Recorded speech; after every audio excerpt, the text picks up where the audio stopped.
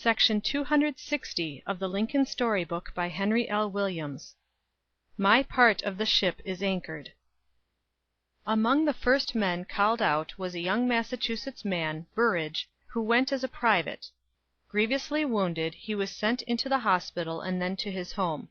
Recuperated, he joined his old regiment at the front. He was unaware that strict orders were out against the soldiers exchanging newspapers, and so performed the daily courtesy of giving a paper to the rebels. They had two, and he promised to give them the one due next time. This was held as keeping up correspondence with the Johnnies, and the authorities reduced him to the ranks, as he was then a captain. Worse and worse, the enemy seized him when he went out to redeem his promise about the news, and he was imprisoned on their side. This regalled his wounds, and he was a great sufferer.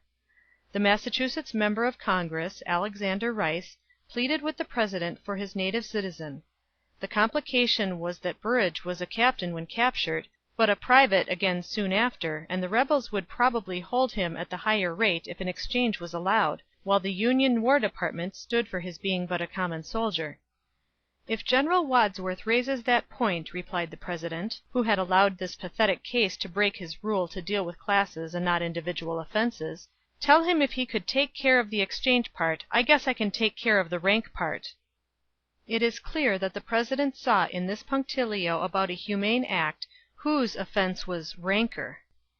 It reminded one of the story of the New England skipper who, with his mate and crew of a small fisher, owned the vessel.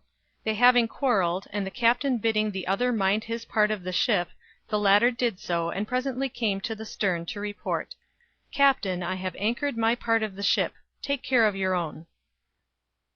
End of Section 260. This recording is in the public domain.